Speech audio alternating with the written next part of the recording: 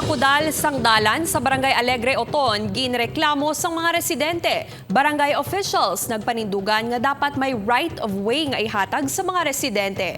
Apang Municipal Assessor's Office nagpahayag nga magadepende ini sa mga nakabakal sang duta. Ini ang gitutukan ni John Sala live sa Barangay Alegre Oton, Iloilo. John?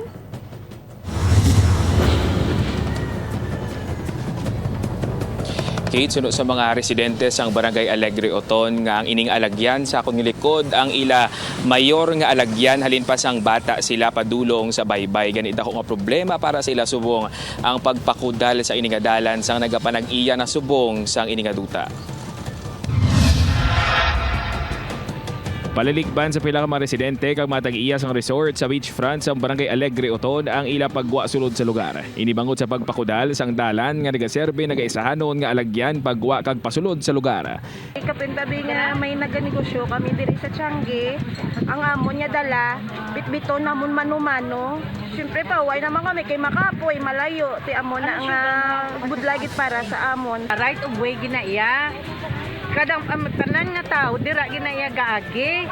Tapos nakibot ko nga agin saradaan. So bali nagkanto ko kapitan, nagnuno ko sa kapitan, 5 cup nga agin allow mo agin saradaan. Kinakabalakan man sa mga residente ang kabudlay in kaso sang emerhensya. Sa pagsulod sa nasambit nga dalan, makitaan ang nakatapik nga pahibalo sa pader nga private road ang nasambit nga alagyan. Kaginhatagan sang certification sang Oton Municipal Assessor's Office. Kung nakabakal sila duta dira and it's legally acquired, there should be a right of way. Legally, no? For sa nakabakalang. Apang sunod sa barangay, apisar nga pribado dapat nga maghatag sang dalan ang matag-iya sang duta bangod may mga pumuluyo kag establishmento nga apektado. Dugang pasampunong barangay, may ara sang deed of donation ang nasambit nga dalan halin sa mga nauna pa nga tag-iya sang duta apang hindi na makit-an subong sang barangay council ang papeles. Kaya nga sa ako niya pag ibalo ya right of way ginaya kay balo ka kung magpa-subdivide ka sang imong lote, bali nga hindi ka na pwede nga wala sang right of way.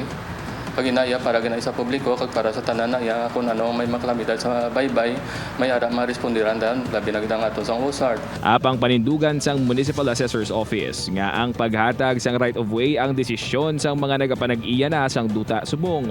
If the one who acquired the property tolerates who will pacify there or execute a affidavit of or the deed of donation donated to the barangay for a public passage or a barangay road.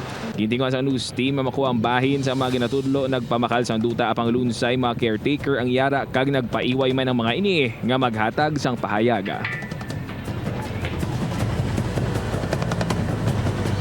Kate, subong nga hapon nakigisapol ang punong barangay sang Alegre Oton sa alkalde sa Banwa sang Oton agud nga madiskusyonan kung anong maayong tikang nga himuon agud nga masolusyonan ang problema sang mga residente diri sa barangay.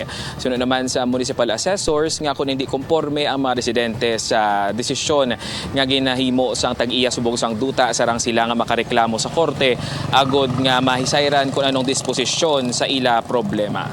Kate. Madamo gid nga salamat, John Sala.